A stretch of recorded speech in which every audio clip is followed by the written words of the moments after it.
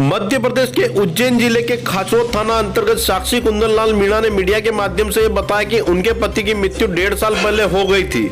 उनके पति ने रेलवे में अप्लाई किया था, सब जगह निकल गए थे, सिर्फ मेडिकल में अटक गए थे। उन्होंने मेडिकल में पास होने का प्रूफ भी दे दिया था, फिर भी कुछ दबाव के कारण उनका सिलेक्शन नहीं हो पाया। इसको लेकर उन्होंने रेलवे पर केस किया था। उनकी फाइल खोलने के एक दिन पहले उनकी डेट हो गई। उसके बाद उनकी फाइल से कुछ कागज भी निकाल लिए गए और वह केस हमेशा के लिए बंद कर दिया गया।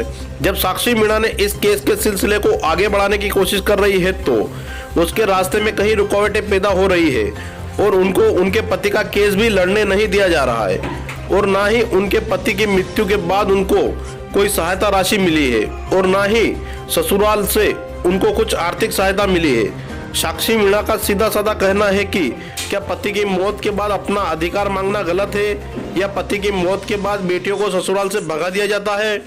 यह सवाल सरकार से करना चाहती है कि समाज में अगर ऐसा ही चलेगा तो फिर हम जीवन यापन कहाँ करेंगे। और मैं मध्य प्रदेश शासन से अपील करना चाहती हूँ कि कृपया मेरी फाइल को फिर से खोला जाए और मुझे मेरे अधिकार दिए जाए। कि मीडिया के और हमारे चैनल के माध्यम से आप क्या बताना चाहते हैं और आपके साथ क्या क्या घटना हुई है।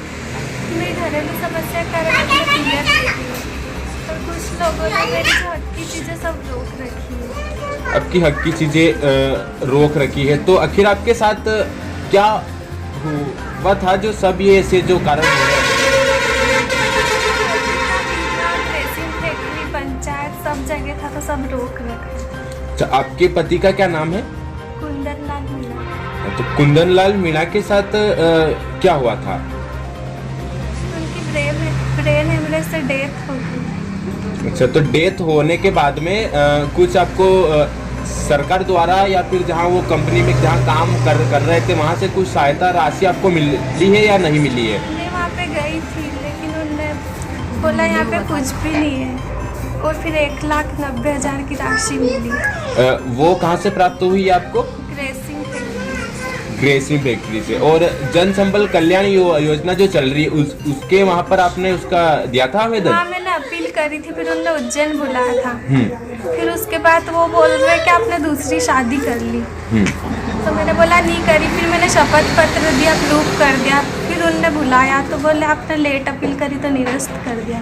अच्छा, तो आपको वहाँ ये बताया गया है कि आपने दूसरी शादी कर ली, तो इसका मतलब ये हुआ कि कहीं ना कहीं इस फाइल को ओपन करने में किसी का या किस बड़े अधिकारी का या फिर किसी बड़े आदमी का हाथ हो सकता है। आपको क्या लगता है ये मैं नहीं जानती। मैं समाचार के माध्यम से अवगत कराना चाहती हूँ। मेरे पति की केस की फाइल खोली जाए।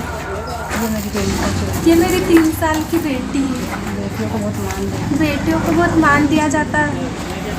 अच्छा, तो आपका ये कहना है कि मतलब कि आपके पति की जो फाइल है वो खोली जाए। हाँ। मैं चंदा मीणा हूँ। चंदा मीणा, तो ये आपके रिलेशन में है। हाँ, मेरी बेटी है। आपकी बेटी है, तो आप बता सकते हैं आपकी बेटी के साथ क्या घटना हुई है।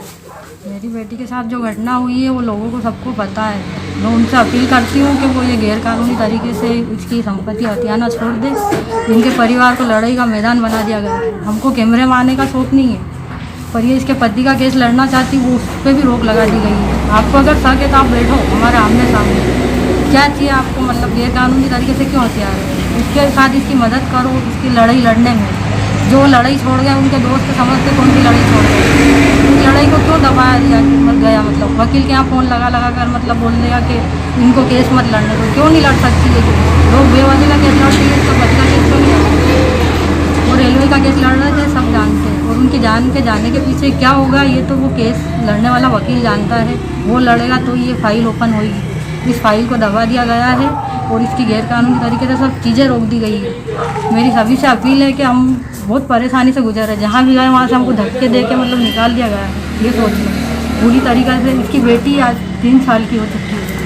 उसके लिए आज कुछ करने के लिए हमको कैमरे के सामने आना पड़ा। हम थोड़ी चाहते थे, हमको शौक थोड़ी कोई कैमरे करके आने का।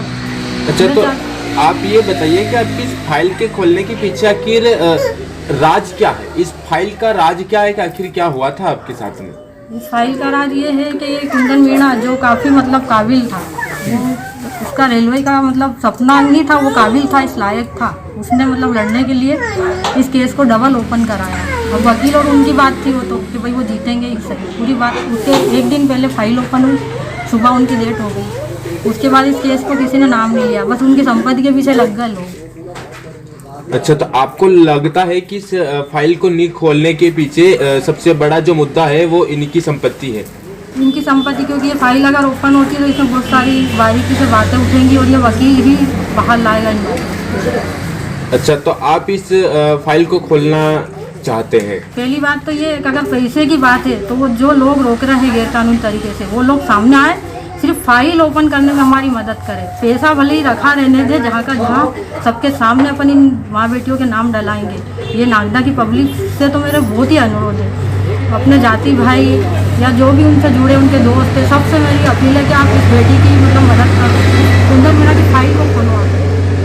अच्छा, तो आपका मेन मकसद है कि इस कुंदन मीणा की फाइल को ओपन करवाना चाहते हैं? मेरा यही मकसद है। लोगों ने लालच में किया कि आप लालच के ऊपर खुलेगी नहीं फाइल, ये बिना लालच से ही फाइल आगे बढ़ेगी। हम चाहते हैं कि उसके साथ क्या घटना हुई है ये फाइल द्वारा सामने आए।